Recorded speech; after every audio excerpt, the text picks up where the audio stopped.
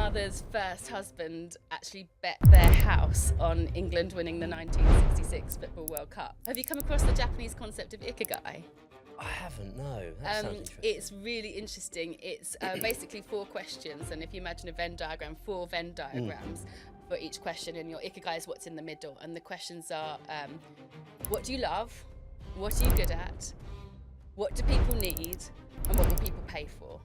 And your Ikigai is in the middle of where those intersect. What would be a great tip for leaders to perform well under pressure? I think it comes back to resetting and being in the moment. There's the concept of the hippo in the room. I don't know if you've come across that. No. So the acronym is highest paid person's opinion, hippo.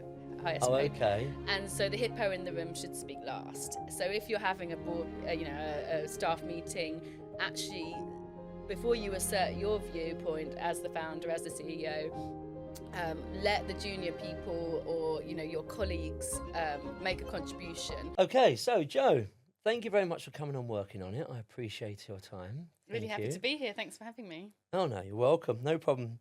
So, how does an investment banker lead to poker and business strategy? Oh, that's a great kick-off question. Let's go right back. For starters, there's so many parallels which we can get into between investing and poker, but I think my journey was out of university into some of the big investment banks and had a 10-year career and hit 30 and really started to have my quarter-life crisis, as I call it, where I questioned the value of making rich people richer and really had my own entrepreneurial itch to scratch. I'd always been the kid with the lemonade stand and the student with the side hustle. And I really felt that there was a startup in me. But I think it took kind of a few dislocating shocks for me to actually step away from, the 6-figure salary and the comforts that offered.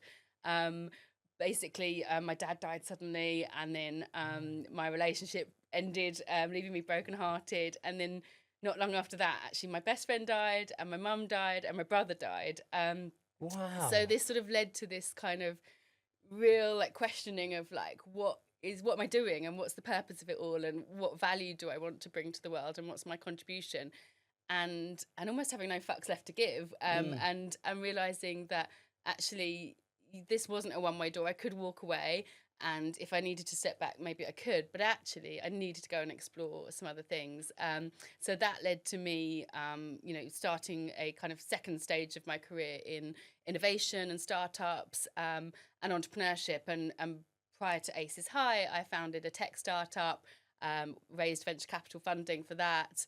And a couple of other kind of less successful ones along the way. So I've really got to scratch that entrepreneurial itch.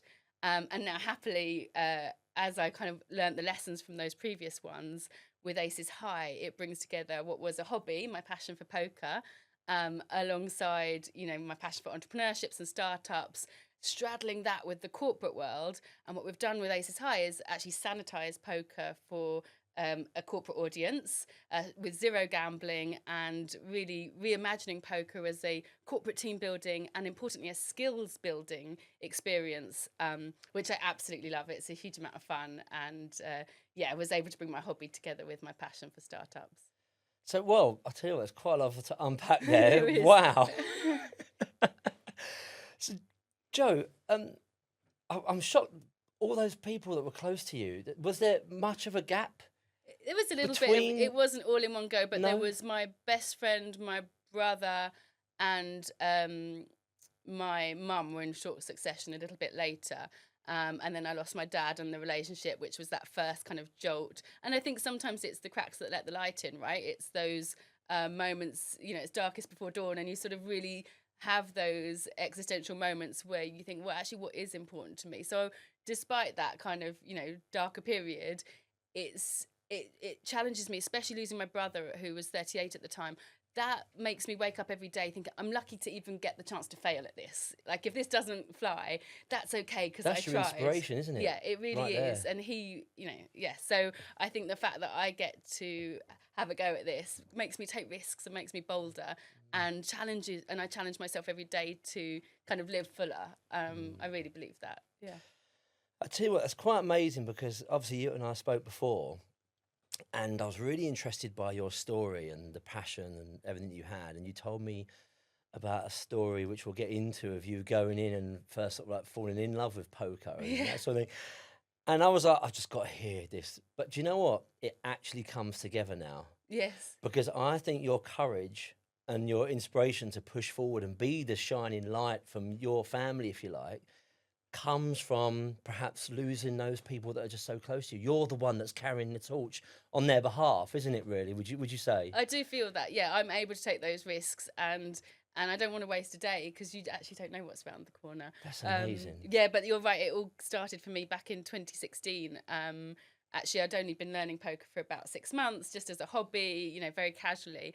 And I was on holiday in Morocco with my boyfriend, and he saw on the airport transfer an advert for an international poker tournament, and he played, and he had been teaching me. And he was nagging me to go to this tournament, but I was pregnant and exhausted and not interested. And after much nagging, reluctantly rolled off my hammock and back on the bus to Agadir.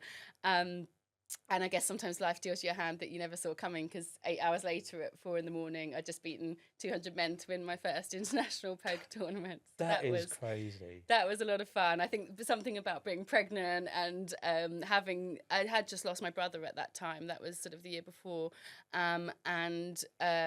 Just sort of willing to take those risks. And interestingly, I think poker teaches you, as much as about aggression, it's also about patience and discipline and statistics and picking your moments. And so being a female, sometimes you do find that men play more aggressively to you. So if you can pick your moments, actually you can use that aggression to your advantage. And I sometimes say poker taught me judo in a sense, because I was actually able to flip that aggression back on them and clean up when I had the cards. So yeah, patience, discipline, statistics, and then leaning in and taking your opportunities.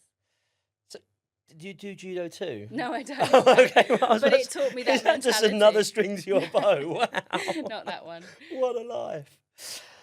So would you say that time, then that was when you really caught the poker bug, in a sense, from when winning that, the achievement of that, and perhaps, I guess, the excitement and, the thrill of that? Absolutely. I mean, I'd always grown up around playing cards, and both my parents at one time or another were bridge teachers and hosted their own bridge nights. I was shuffling age 6 and doing card tricks on aunties and uncles age 7. So I'd always grown up with that love of cards. But interestingly, I'd never picked up a hand of poker until I hit 30. And so I think probably because gambling was a bit of a dirty word in my house growing up. So my mother's first husband actually bet their house on England winning the 1966 Football World Cup, which, as you will know, paid off financially. Yeah. But when she found out, she realised she could take half the winnings for a deposit of a home of her own, and promptly left him, which didn't end well for him or 200 men in Agadir, but worked out okay for me, because she went on to meet my dad, and I came along a few years later. So gambling really wasn't something I grew up around, and neither was poker. And you're right, that win in Morocco sparked a kind of love of the card game that I hadn't connected with previously. And I started hosting my own home games, just for small cash amounts, nothing big. But they were male dominated, and I was really, I'm always, proponent of women, and wanting to push that forward and wanting to see that diversity in my home games. So I started teaching some brilliant women in my network poker, just casually, not big stakes, but started to see something really interesting. And that was that they were quite organically reporting that they had grown in confidence, they were closing client deals, landing promotions, better able to assert boundaries in their home lives too.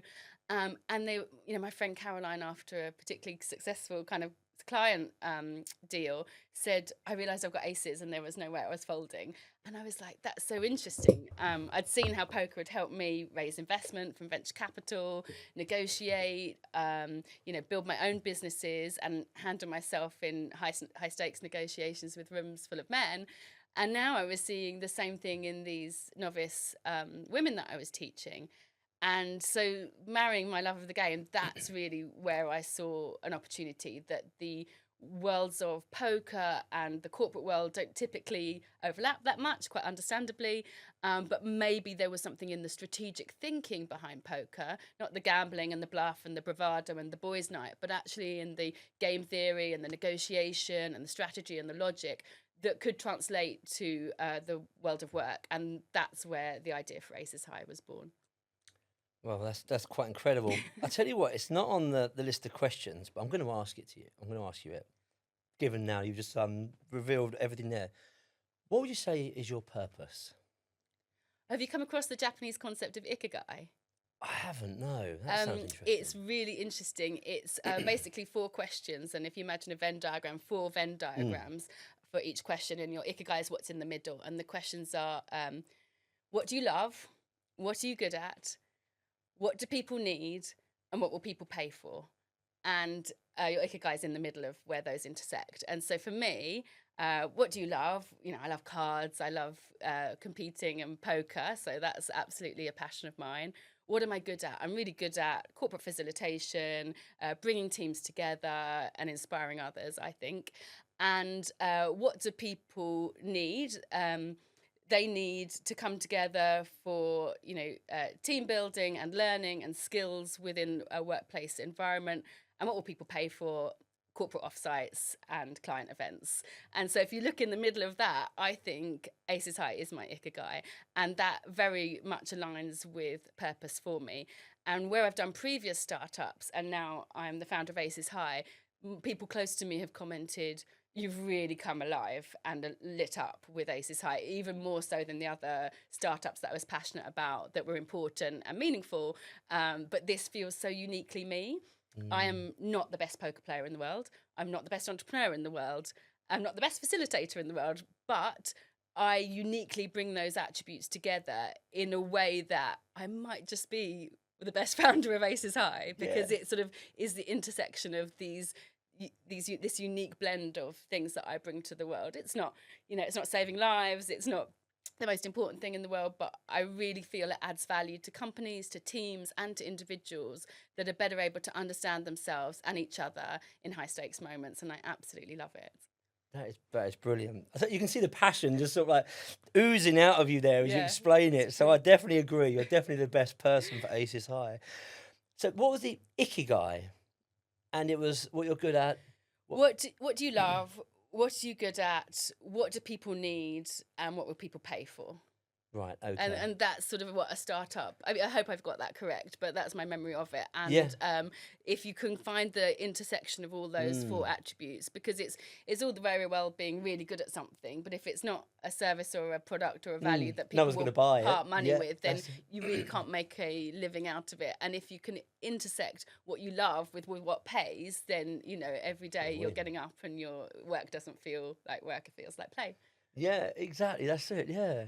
It's brilliant. So, when you go into Aces High, or has there ever been a moment when you've perhaps done startups or gone into a venture or a project or even a decision where you've kind of had to think about risk, and is it just kind of, okay, I'm just going to go with it anyway, or would you say it's calculated risk, or are you the type of person that says, like the Richard Branson, screw it, let's do it, or you will let me just be quite a bit calculated with this decision, and the risk, sort of like the reward outweighs the risk? How do you look at these sorts of decisions? I think about it as brilliant basics and magic moments. I think you've got the brilliant basics are statistics, discipline, research, knowing your subject matter, or researching the decision that you're trying to make. There's no getting away from that. And in poker, you want to play the cards, the statistics, the likelihood of you hitting your straight or whatever hand you're trying to make. However, there are those magic moments that you can layer on top once you've done those brilliant basics, which will be intuition, your opponent's previous habits and patterns, reading the room, just thinking you can get away with it, timing, seeing where you are in the hand, like having position or being the last to act is going to give you more information. So I think it's got to be the 2. There's always room for 1% rebel, but it's got to be on top of a foundation, I think, of statistics and discipline and patience. And poker, understandably, but incorrectly, has an over association with bluff and with, bravado, who basically can bully the other person off the pot with the biggest bets. And that goes back to the history of poker, but actually isn't as relevant in Texas Hold'em. So if you look at poker in popular culture, if you look at Lock, Stock and Two Smoking Barrels, that brilliant scene in Only Fools and Horses, some of the bigger poker scenes in Ocean's 11 and others, they are playing a game of basically 5-card draw, which is almost completely a game of bluff. You've got 5 cards, I've got 5 cards. Who can bet the biggest to bully the other? But since then, if you see Casino Royale, the more recent, that's actually showing Texas Hold'em. Texas Hold'em is a game with only 2 private cards and up to 5 face-up community cards. And so much more information about the hand is shared. It's public, it's open. So there's automatically much less room for bluff, and much more, it's a game of strategy, which I really enjoy. But the associations of gangsters in smoky card rooms, and bluffing are still there. So it for me is evolving. And if you look at the card rooms now, it's really much less about the gangsters and much more some kind of student, swatty kid that's doing the maths behind it. And I think deservedly so. So I think you've got to be rooted in those brilliant basics, and then layer on some of the intuition. And speaking to that, it is a game of listening, empathy, communication, reading people and their signals. Once you've done those brilliant basics, and I think it's a game that's most commonly played by men, but really made for women as well, because it's not about brute strength or physique, and it's all these attributes that actually, arguably, with a stereotype, you might find that women have strength in as well beyond. I would actually argue that because I've got one of my businesses that I have, some of the people on the management team are actually when I think about it now, most of the management team are women, and the ones that so when you grow a business, you get different milestones throughout that growth and that journey. And when you have your reflection time and you look back at say, okay, what really made the big difference? You look at these milestones, and for me, there's been a couple of things personally, but also recruitment. So when I've recruited people, strong people, that's changed like the direction of the company for the better, it's mainly been the women. And I find them a little bit more composed, but more sure. Do you know what I mean? Like it's a little bit more like they're kind of a bit more calculated in a sense, sort of like less risk taking, but it's almost like a bit more composed, a bit more thinking, like you said, like understanding the statistics, and it's just been an absolute game changer. So absolutely. I'm wondering if that's because I was going to ask, is it really like what you said? I heard that poker is sort of like very male dominant, but with those characteristics and attributes that I've experienced from having women in that sort of level. Would those sort of people come in, and doesn't matter male or female, it's kind of that calculated game, and anyone can win. I think you're not finding as much funnel of women into the game because of the associations, but absolutely when they do play, and commonly at Aces High events, we're seeing the beginner women take home the trophy and win the tournament because they're able to listen, park their ego, and assert themselves when it counts. So and however, I continue to be shocked and disappointed with the other women that are less able to assert themselves and less able to take risks. And it's a stereotype I didn't expect to see. I thought it would be a myth. And time and again, it's women that have the cards, that have value, and they're asking what's the minimum bet, or what, instead of showing the strength and stepping up to the table. The ones that can are going on to win, but the bulk, or commonly, more often than I would wish, seeing just people very timid and unable to assert their value at the poker table. And that's a really useful lens, and we hold up a mirror to that and say, isn't it interesting how you had the better cards, but you weren't able to get your voice heard in this environment by asserting that value? And does this show up for you in meetings? Do you get spoken over? Are you getting your ideas heard? And that can be useful for both sides, not just gender. I don't want to overly push that. But for people like myself that maybe are a bit more assertive, are they able to listen well enough that they can fold their kings when someone else has aces, which is actually the sign of a strong poker player, is when they can fold their good cards, because you don't lose money in poker when you've got bad cards as much as when you've got good cards and someone else has great cards and you're not able to hear it. That's brilliant. And would you say that, like, from I don't know, like, with the business strategy, like that alignment with the business strategy. Do you find, like, do you go into businesses and kind of like and put a structure together? Is that like, it's not just an event? Do you kind of go in and say, okay, we're going to build a team? You kind No, of we're don't get that. primarily at this point in our development. We've only been going about 13 months. We deliver live events with 0 screens. We're less looking at the business strategy and much more looking at that personal reflection, skills amongst the team. We do a poker personality profile to understand whether you're a jackal or an elephant or a mouse at the poker table and how that serves you in business and beyond. But we're not going into business strategy and consulting in depth on that. It's just because you know so much about it, and it So just it's one for the future. yeah, exactly. That's what I mean. Yeah, exactly. I'll probably give you a bit of an idea there. There you go. I'll have Thanks. I'll Take give me that a one for shout. free. Exactly. That's it. Yeah. So, when did you kind of think that, like, what you know, when you mentioned about kind of bringing it into the business, and not that they're going deep into the strategy, but to understand that Aces High could be a product that people will buy, or certainly want to have. When did you kind of have that thought that you said, do you know what, this actually could be a product to go into business? Why? What's the alignment between that? I think it was just the value I had seen in my own journey as a startup founder with my previous businesses, and how poker, having had that as a hobby for the last 10 or more years, had served me in, as I said, negotiations, pitching, knowing my value, asserting that value, holding myself in rooms full of men or high stakes negotiations. And then when I'd seen that amongst my kind of female peers as well, that they were stepping up, that was the idea. But honestly, I thought it would be me chancing it with a pack of chips and a pack of cards for a few hundred quid in the evenings after work to see if I could just make some pocket money.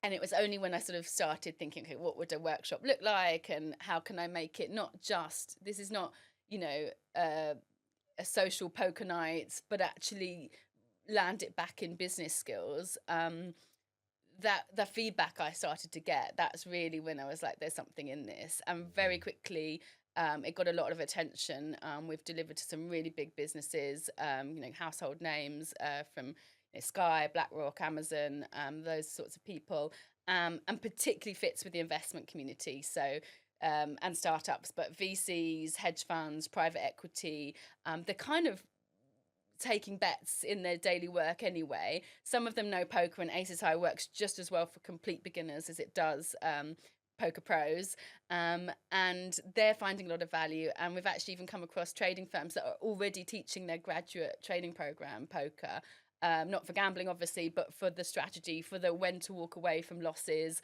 how invested in a deal are you, what's the strategic and statistical thinking behind it. And so yeah, I mean, I just the kind of word of mouth, the feedback we've got from each and every client, and the value I see it bringing. And so it's just taken off, and we got quite quickly featured on BBC News, and then CBS News came and filmed one of our events, and that got broadcast to a US audience of 15 million people. Wow. Yeah, I couldn't convert the inquiries I got from Arkansas, but US Wow. expansion is now on the cards. Brilliant. And so and then Financial Times did a feature as well. So it's sort of really giving us rigor and validating the model that it's not after work beers. It's learning and development, and that's been really kind of validating and rewarding to see that land. You touched on something there earlier about knowing when to fold. So like that thing of like never give up. Like no matter what, just keep going, get to the end.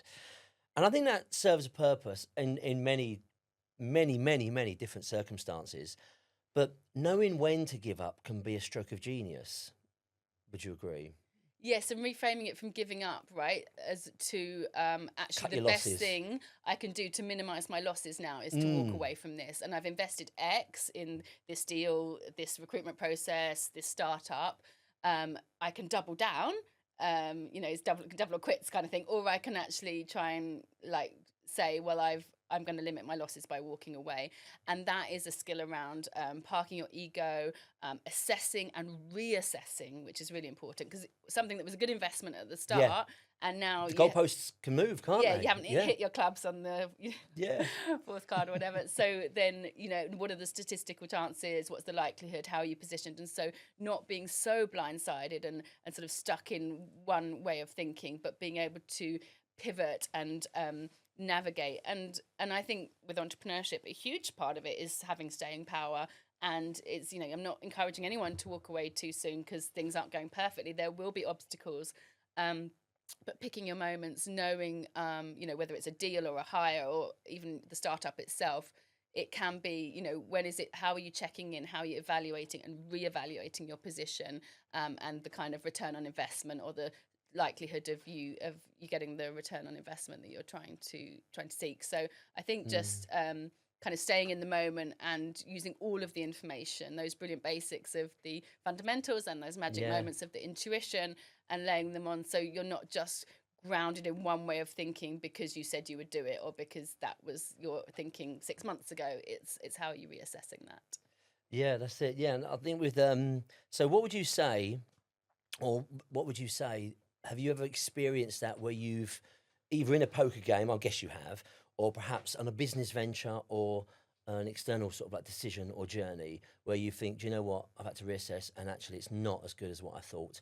I'm going to cut my losses now. Has it only ever been in poker? No, that's happened. I mean, so many parallels. One that springs to mind is my previous tech startup where we'd raised over £1 million in venture capital funding. We'd had some early signs of growth.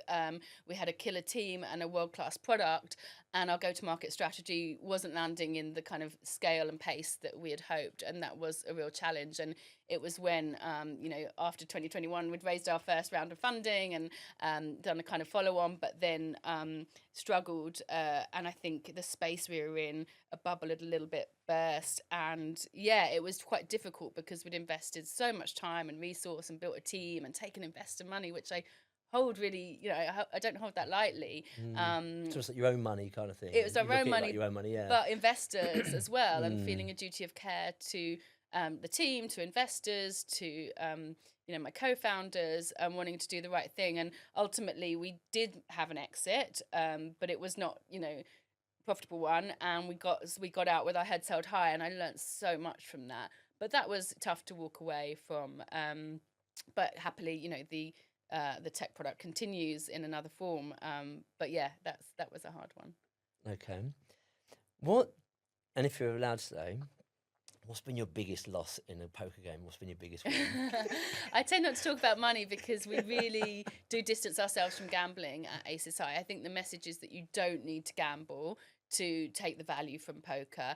And actually the worst possible outcome from our events is that people go online and start risking their money or losing money online to, I see AI what bots, you mean. right? Like kind of go to one of your events and think, okay, I won. I've got the bug now. And now, I see. I didn't make that connection, but I do. So we always kind of speak quite seriously about the dangers of gambling, give people the option to opt out. We signpost to Gamble Aware. Obviously, it's a zero gambling event.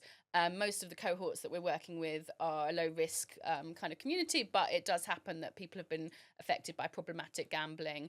So I don't talk about the winnings or the losses, and it's really not about that, but it can be a lot of fun. And I think what you find is that with our events, the second half, we get people into a competitive tournament and you can win prizes, trophies and bragging rights. And honestly, they work just as well as an incentive as the cash.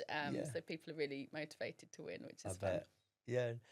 So if you went from investment banking, did you, and I think I kind of know the answer to this, but did you ever have a fear of kind of taking that leap and starting something yourself? Or was you kind of like, Richard Branson, screw it, let's do it kind of thing? It was really hard to leave investment banking. That's security, isn't it, really? It was, I was in my 20s on a 6-figure salary. It wasn't broken. I did pass out on the trading floor 3 times, actually, which probably was in the lead up to it. There was stress or workload? Exhaustion. Yeah, there was elements in the earlier part of my career when I was exhausted. But towards the end, I was ticking along. I could have stayed another decade. It would have been a very nice life. I probably would be better off financially than I am now, I expect. but I just had this gnawing, itching feeling, and having, as we spoke about, the bereavements, I think was the kickstart I needed, because it just would have not been true to myself. It wasn't. I was a square peg in a round hole a little bit, starting to feeling more and more inauthentic. And then it was just this feeling of like, well, I've got to try. But it was really hard. I mean, I actually resigned, I think, twice, and they taught me back. And then the third time I did leave. And so it was a whole process, including, coaching and, kind of self-reflection and a sort of mini spiritual awakening. And it was not a quick and easy thing. And it really was quite a big life shift for me. Through the course of 1 year, I kind of left banking, had a change of relationship, moved house, and it's sort of almost this unrecognizable sort of start afresh. And I haven't looked back. I kind of reassured myself with the feeling that, okay, it doesn't have to be a one-way door. And if I gave myself a little budget and a little thing and said, well, if I haven't landed on my feet within 12 months and this much savings, then I could always go and get another job. But I never even looked back once. And don't regret it for a second. And sometimes there's that flash on LinkedIn where you see a peer that's kind of like global head of something in investment banking. You think, oh, that would be quite a nice life. But honestly, this feels very, very me. I was going to say, I feel that perhaps you've got not pressure as such, but certainly a reasoning for going for things, haven't you, really, given your earlier years and everything that happened sort of like the people around you? It's almost like you are the shining light. So had you not taken that step, it would always be that what if, and the unknown, and you might have sat on it for 50, 60 years and, just sipping a cup of tea and thinking, well, what if? And there's just that regret, and by then it's too late. Exactly. On your deathbed, you regret what you didn't do, not what you did do. And exactly. I feel, as I keep saying, I feel lucky to try and have the opportunity to fail, and that is still success for me, because it's trying something new. It's I've got, I'm really into self-improvement and kind of growth mindset, and I want to learn something every day. And for me, it's about authenticity. I mean, nothing wrong with investment banking, and plenty of people can have really fulfilling, fruitful careers there. But yeah, I absolutely would have had that what if, and I probably wouldn't have forgiven myself. And I think it would have found its way out eventually. I've got that founder DNA. Like I said, I was the kid with the lemonade stand, and my son's got it too. He's 9, and I can see he's got the entrepreneurial spirit too. So that's brilliant. Yeah. So in a poker game, and I'm going to bring it to a business, do you think there's kind of, what do you think of decision fatigue? Because I'll explain. So imagine, I've never played poker, by the way, so yeah. Okay. But I can imagine that you're constantly sitting there thinking, I only liken it to when I have a day of just meetings. I'm sitting in the boardroom and just constant meetings coming in and constantly. And I like to also work out regularly and such. But sometimes I feel more exhausted after a few hours of those sort of intense meetings of thinking, answering the pressure and helping people and that sort of thing, than sometimes you do, let's say, if you've just gone and run a marathon or something. Do you know what I mean? It's like a different vibe, different feeling, but it's like you just need to lay down. You feel so tired. Yes. And I wondered, does that happen in poker? Because you're constantly, and I would imagine in the bigger stakes, there's a lot to lose. Yeah, is that the case? Have I got that right? The adrenaline is wild, more than decision fatigue. I think I get like adrenaline and tension headaches quite commonly, and it will show up in the physical form because it's a high pressure moment, and that adrenaline is surging, and so you're going to have a fight, flight, or freeze response, and that's a really important thing to be aware of, because we have these default responses. I know that when I'm backed into a corner, I come out fighting, right? I'm quite alpha. And that can get me in trouble if I'm not consciously managing my stress response. I might go all in on a weak hand, not because it's the right move, but because it feels like taking control. Right, yeah. And we see this in reverse. I dealt a beginner, Claire, the other week, and she was dealt a pair of aces, pocket rockets, the single best starting hand in poker. And her stress response was flight. There was a raise and a re-raise before her, and she was so overwhelmed by kind of the challenge and the negotiation that she folded without even trying to assert what was Because the the best. pressure kind Yeah, of got and too she much said I over. just panicked. I couldn't engage, and that was the flight response, right? And you see other people in search of more and more information having a freeze response where they're calling every hand, whittling away their chip stack, not really asserting value, and not either folding their cards, and in doing so increasing the cost of each negotiation and the cost of each hand. And so this fight, flight or freeze response very clearly translates to poker. And so yeah, I think that stress response and managing it, and we say it's a marathon, and some of these poker tournaments last over 8 hours. You have to stay hydrated, you have to visit the bathroom, you have to get something to eat, you have to manage your sugar levels. Like, it's all of that, and it only takes one distraction, one poor decision, and you can be all in and lose your entire chip stack. Really? Wow. Yeah, I mean, that's if you intense, if I isn't it? yeah, so it's that there is almost a perfect way to play poker, statistically, if you have the odds to call based on the bet size and the statistical likelihood of hitting your cards, etc. But the execution bias, I guess, is where people fall down. So they just get bored and they want to be in more hands, or they feel that someone's bluffing them and their ego is attacked and they're saying, I'm not going to let you, instead of sticking to the strategy and the statistics. And so oftentimes people will lose focus and have a momentary lapse, which can cost them the whole tournament. So I think it is a marathon. It is draining, but it's also exhilarating. So it's, for some people, for myself, I find it really enjoyable. And for I've seen most people really engage and love it. It might not be everyone's favorite pastime day in, day out. And I think, that's probably not healthy either. So it's finding the balance, but absolutely managing yourself, your stress response, and kind of treating it like a sport, that you have to hone your not quite physique, but your physical responses as well as your tells. Yeah, and of course, like mentally as well, isn't it? Like you say, like the energy, the whole thing, because it matters physically and mentally. Constantly on the go for. Well, you spoke about 200. I mean, how long did that kind of event go on for? When you first found your love, the 200 men. Oh right, in Morocco. How long that did was a 4 a.m. finish. I remember walking out with Wow. these wads of cash, and my boyfriend just put it in your handbag and get in the taxi. You're probably annoyed all the locals. But that's 8 Quick hours. first flight out. That was like 8 p.m. maybe to 4 a.m. and it was a 4 o'clock Wow. finish. It was really long, and it will do in the knockout tournaments, because you start with 200 people, you whittle it down as people run out of chips and get knocked out. It's an elimination, and so then you can be right up to the last two, and it can still go on for a while. So yeah, that is, you have to kind of manage and self-regulate. With the self-regulating, I was just about to ask, at any point during that entire period, and you kind of go in, I guess, I don't want to put words in your mouth, but perhaps you probably thought, oh, do you know what? I don't care. I'm just going to go along anyway. For you're pregnant, like you say, Yeah, things took my going book on. along, Who expecting an cares? early Let's go exit. along. Yeah, exactly. I'm just going to do this for the fun.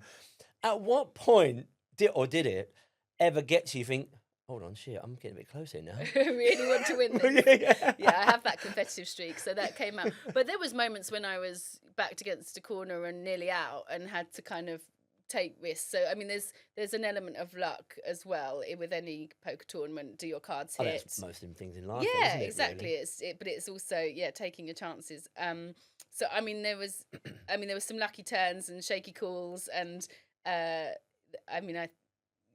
So, but I think as you approach the end, and it's the final table, the top table as they call it, when you get to that last 8 or 10 around the. And you all culminate onto the one table, you start to think, oh, I'm going to get in the money here. Like I could actually get a top spot. And then I would just have been, because I was such a novice, I was like, well, I'm happy just to get paid. And then you sort of start getting close and think, well, I'll be top 3. And actually I'm heads up now. And what if I could win this? And that was really, really fun. When you say about just earlier on, when you mentioned about kind of keeping calm, and also like certainly when I mentioned about the women, or certainly my experience of people making those decisions, the women tend to be a little bit calmer. But do you remember that poem by Kipling? It's like, if you can keep your head when everyone else around you is losing theirs. If that's it, if that was it. And I said it before, and I'll say it again, because like sometimes when you got people working with you, you do get people that do fold under pressure, or they do perhaps make decisions, pressure orientated. You think, well, had you had that time again, would you really make that same decision? And probably, actually, no, I wouldn't. I don't know what I was thinking. And the moment kind of gets you, doesn't it? And you kind of think, how you wouldn't normally sort of think. But I was wondering what you thought, or did you sort of like ever kind of have a think and the thought of like, do you have to kind of, in business strategy, would a calm head or a reactive kind of head be the better way to go, or is it a bit of both? Or what was your thoughts on that? I think it's definitely about responding and not reacting, and finding that sort of spaciousness to make a considered, conscious move rather than those default responses, those knee-jerk reactions that actually don't serve us. And that's when it's fight, flight, or freeze, or you come out fighting because you feel backed into a corner, or you feel that ego's attacked, and you raise more aggressively and risk more chips than the situation demands or deserves. And so I think it's very much about being in the moment, kind of taking a breath, managing yourself and your actions, so it's a conscious, deliberate move and not a not a knee-jerk reaction. And I think that's true in life as well. I mean, the times when I've got myself in trouble in relationships or in workplace or whatever it might be, it's when I'm you lose your head, that kind of phrase, when all around you others are losing theirs. That's it. And it's because you're triggered in some way, and you're acting from a place of default instead of kind of careful, conscious decision making. So, whether that is managing your breathing, you can get up from a tournament even and miss a hand, and that happens. They have regularly scheduled breaks, but you can also just walk away from the table, and there's something to kind of compose yourself. You can do, yeah. There's something called going on tilt, which is after you've lost a lot of money in a hand or some chips, that you continue to play poorly thereafter. And it really is a practice of mindfulness and being in the moment, because if you've just maybe made an error or got unlucky and lost some chips, can you immediately reset and show that resilience to kind of every day is a new day, every hand's a new hand, and show up with that kind of fresh perspective? Or are you still 3 hands ago mulling over the loss and furious at yourself or furious at them? That's a good point. And so I think poker teaches you resilience and that ability to reset when you've had a loss. And so it's really quite an important skill. You mentioned that, and it reminds me of the time when I used to play golf. I started too soon, and was that mine? So anyway, so we'll cut that out. I used to play golf, and I used to think of caddies as just people that just carried your golf clubs, or golf bats, as my friend would call them. But there's only when you kind of got into that room, let's say, or environment, that actually said, well, no, there's actually so much more to a caddy. And that's why they get paid so well, because it's almost like they train the golfer to, if they had a bad shot 2-3 shots ago, they have these responsive modes where they kind of go in and say, okay, all strategies that they use to somehow get them to forget that shot, and now approach the next one with a kind of fresh mind. This is how we play this particular shot. Forget what's happened before. This is how we go forward. And they're able to, and I think the great ones are able to forget that and manage it well, and then go into the next shot or the next deal or the next game with a clear mind and say, well, this is strategy, this is the goal, this is where we're heading, regardless of what's happened previously. This is where we're going. And I think that's quite a powerful skill to have, isn't it? And we talk about that a lot at Aces High. It's performance under pressure, being able to keep a clear head and react, not respond. And they've actually in football done a similar study where they told everyone, some footballers, take this penalty. This is just your practice shot. But try your best. This is just your practice shot. Now this is a real one. This one counts. And then obviously the performance fell off a cliff because people couldn't do it when it mattered most. Yeah. And so there's that sort of real. Can you perform when the pressure's on? Yeah. And what happens to and a lot of the top athletes now, whether it's tennis or any sport, will have mindset coaches to be able to reset and think about how they can perform when the pressure's on, and not just when they're in practice mode. Yeah, yeah, that's so true. Do you know what? Because we're obviously here with all these cameras, um, I've had a couple of guests on, and two of them are absolutely smashing their industry, absolutely smashing them. One of them sold a company for 7 million. She's like absolutely smashing it, written a book, now got another company that she started and she's doing so well. Another lady is on the Chamber of Commerce, sort of like for a council that advises them on their sort of like laws. Like absolutely amazing. How did I sneak through? No. What I'm saying is the moment they come in front of a camera, Yeah. we actually had one of them. We were behind the scenes. We're actually, okay, right, listen, just calm down, don't worry. It's just a conversation with me. And like, are you? And after I'm like, are you joking? You just sold a company for 7 million. You know, like you're smashing. You're telling all these people you've got like 100 staff. And like, the moment you put a camera on, the pressure is on. Yes, Literally, was like, it okay, is. hold on. Are you okay? It's different for crazy, people, yeah. isn't it? My childhood ambition was to be a newsreader, so I'm, Yeah, I'm in the well, you're right very place. comfortable, and I can confirm that we've not had the conversation behind you, like about you being fine. What would you say in your experience that perhaps there could be one habit that a leader or a company owner or someone, or even just people in life that's perhaps looking to lead their lives, what would be one habit that you think they could do without or they should drop? I think that something that and that sort of ties back into poker is that you don't need to be in every hand. Professional poker players only play about 20% of their starting hands because statistically they haven't got, it's not a suited connector or it doesn't give them a good chance of hitting a strong hand. And I think knowing when to step back from things, particularly if our audience is sort of more the startup entrepreneurs with full of ideas and you want to try everything and you're yes people. For me personally, I've had to work at finding the power of no and knowing not to get distracted with shiny things, but to kind of be strategic and come back to those brilliant basics instead of what feels kind of attractive or of the moment. And so I think sometimes, knowing that you don't need to be in every hand, that there's no shame in folding and as well. And sometimes strategically, that's the right thing to do if you've considered all options to walk away from a deal, can be as powerful as sort of having that yes mindset. That can be useful. Yeah, I think that's very good. And I was thinking to say what would be one thing that they could adopt, but I think you kind of just covered Adopt up. would be and I have to work on this, is better listening skills, and it shows up at the poker table a lot. I'll tell you how.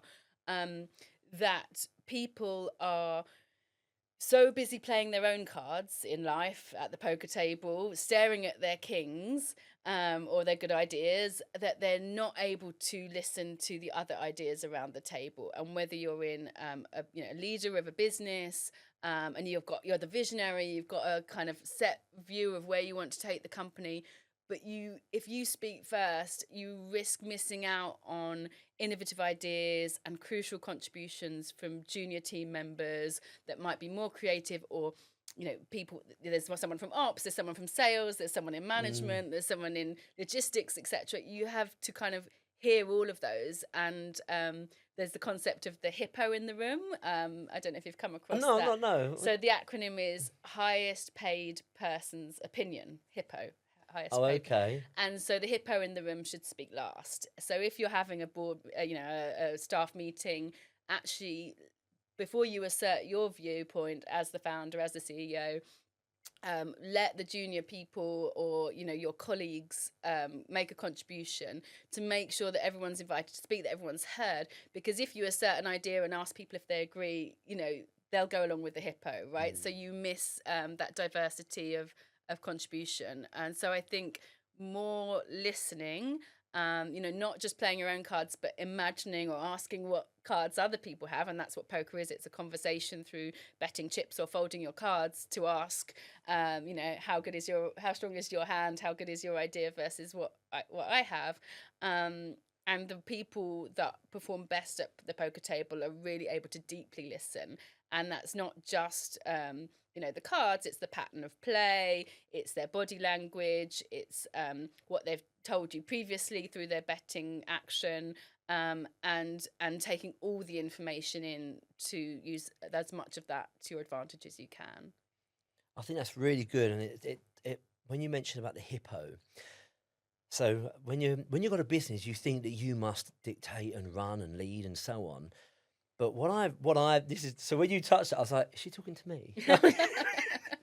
Directed that one at me, because only probably that last sort of 8 to 12 months have I really understood the power of letting go and allowing other people to grow. And I always bought into it. I was always keen to invest in people and think, do you know what? Well, it makes sense.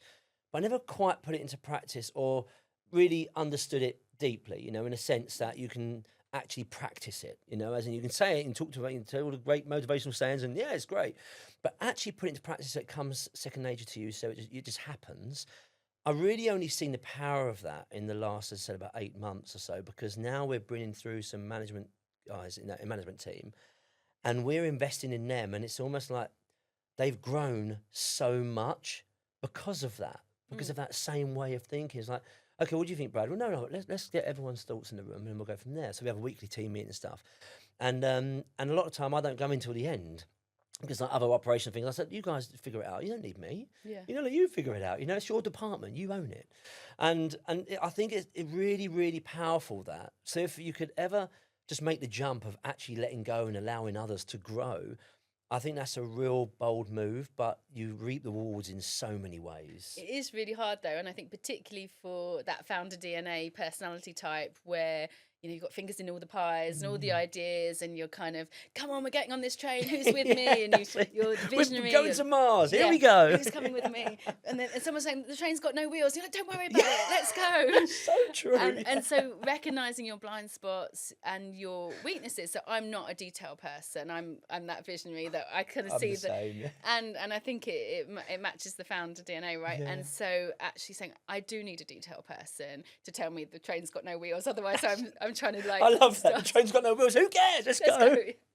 So I think that's brilliant. But for other people, you know, whatever the blind spots are, it all starts with awareness. Yes. Awareness of, you know, being back in the moment. What do I bring? What is the situation? Where are my gaps? And just evaluating and reevaluating that, constantly checking in with yourself, with others, and I like to ask, like, what's wrong with this idea? Why would it fail? Like, find the negative. Like, why wouldn't you buy this? Because everyone around you, friends and family and, you know, first clients, oh, we love this bit, we love that bit. But I was like, how can this be improved? What's not working? What's not landing? And really hack it. And this is kind of detouring away from poker. But in business, I really like to ask that question and find, you know, if you can take the kind of painful feedback, that's really, you know, and every sale or every no that you get when you're in a sales funnel is a data point. I kind of reframing, and this is true with poker, right? You lose a hand, that's a data point. It's not rejection. You don't have to go and tilt. You haven't failed. You've still got, all you need is a chip and a chair. That's the phrase in poker. And so, but what you can do is take that learning. And most people walk away from the poker table cursing the cards, the dealer, their opponent, their rotten luck. But actually, poker is a window for learning, and very few people choose to look through it. So in business as well, how are you, if you've had a setback or a hiccup, like, that's a data point. And so rejection, a no, it's all part of the process. Like, there's not going to be a founder in the world that hasn't had a no or a rejection in some kind of format. And so how are you pivoting, taking that information, factoring that into your next move, so that everything is a learning and that you continuous improvement. So yeah, I really do think of kind of that as information rather than rejection. Yeah, with like you say, with the rejection things, but people not quite learning. I went on a course a couple of weeks ago, and they came up with something absolutely brilliant, and it stuck with me. And it was like, feedback is a breakfast of champions. And feedback is received in silence. So if someone's giving you feedback, then don't critique it, just take it on board and literally thank them. Just tell them, that's absolutely brilliant, good and bad, whatever it is. But it's really true what you say about having people come in and say, like, okay, we know you love it, it's great, but what are the weak points? Because you're only as strong as your weakest point, in a sense. You can go so far, and you're going to hit a constraint somewhere along the line. And I've always done that. Certainly, sort of when I had a lot of business coaches, I used to go, not a lot, I've had 4, But I don't know why I said a lot. But anyway, I've had 4 over the years. But each one they've come in and said, "Oh, this is wrong. That's wrong." I said, "Good. Can you please tell me more? I want to know what's wrong, because I don't want to hear what's right. I mean, let's just focus on what's wrong right now, and let's grow from there." And I think that's so important, because many people miss that, don't they? They, like you say, they blame other things, and I think that's why they said that in that course. Feedback is received in silence. It's because you can reflect, can't you? Like whenever you reflect and you're sort of like meditating, whatever it is, you're doing it in silence, because you're thinking, aren't you? So if you're thinking it, absorbing it, if you're talking and distracting, then you're missing the gold. Exactly. And knowing the difference between, like, when you're busy as a founder, like, is this going to make or break my business? And so everything out, and distinguishing between noise and like actually what makes a difference. And there's a great book called Will It Make the Boat Go Faster? Have you come across it? No. It's Olympic rower who basically just hacked, will this make the boat go faster? So if it was diet, if it was training, if it was preparation, just like, is this going to make the difference to my business? And if it doesn't, whether it's tweaking your website or, you know, messing around with something like less important, unless it's like some kind of, it's going to break. I ask, is it going to make my business? Is it going to break it? Because sometimes you do need to do the important, boring stuff of insurance or due diligence or health and safety or whatever that could be. Health and safety is boring. the stuff that's going to break your business, you want to get those fundamentals right, whether that's governance, etc. Or this is the next sale, this is going to make the difference. And there's lots of emails and noise and nice to haves that you can tweak endlessly, but will it make the boat go faster? And ask yourself that. It's a great question. Yeah, that's brilliant, isn't it? It's like moving the needle, isn't it, towards your vision? Yes, and just making sure that, you know, everything you're giving your time to, because there's always an opportunity cost to your time. We can all be busy multiple, 10 times over, but are you focusing your efforts on the things that make the difference? So I struggle with that sometimes, but, you've got to do sometimes like the harder work, whether that's sales or, things that you might not want to naturally lean into, but that's what's going to make the difference to your business. I think there's so many distractions nowadays, isn't it, that we can really lose focus on what we really want to do. So I think if it's that question you ask yourself, will this make the boat go faster? And if the answer's no, then why are you doing it? Yeah. But it's very easy to feel busy and that kind of start ticking things off a to-do list and feel like you've had a busy, productive day. Yeah. And at the end of the week, nothing's fundamentally shifted. You've just, dotted some I's and crossed some T's, but it's still the same thing. And so that just helps you focus on those things that can have the most impact. Jim Rohn put it nicely when he said, he goes, you can be busy. He goes, sometimes you're doing figure of eights. Yeah. Says you're not going anywhere. Yeah. But, it just keeps going around and looping around. It really does. It really does. Joe, so got 2 questions. One is, what would be a great tip for leaders to perform well under pressure? I think it comes back to resetting and being in the moment. So you see it, whether it's public speaking, whether it's, we talk a lot at ACES High about decision making, quality decision making. And, I think being able to reset and refocus, for me, I do a lot of breath work, even just working on your posture, taking deeper belly breaths, can reset your parasympathetic nervous system, which is rest, nest and digest, but those kind of calming nervous system where you can respond from a place in your brain which is not the fight, flight or freeze, not the animalistic response, but the logic, reasoning, all of those like things that we need for higher functioning and better decision making. So I really believe in the interplay between kind of physiology and psychology and how we manage our bodies, whether that's diet, exercise, breathing, sleep. So I think actually, it's, you can't pour from an empty cup. So without sounding too cliched, self-care, whatever that means, to sleep and be rested and nourished and being able to, then means you can show up for others and be present and respond instead of react, because if you're physically strained in terms of sleep or other things, you're going to be less able to operate from your parasympathetic nervous system, more in your sympathetic nervous system, which is fight, flight, or freeze. And that's when you get all these unconscious knee-jerk reactions that aren't going to serve you or your team. And you're going to be better able to listen. So yeah, I think for leaders, it's listening, not trying to do everything yourself, and not trying to pour from an empty cup. Brilliant. So where can people find you?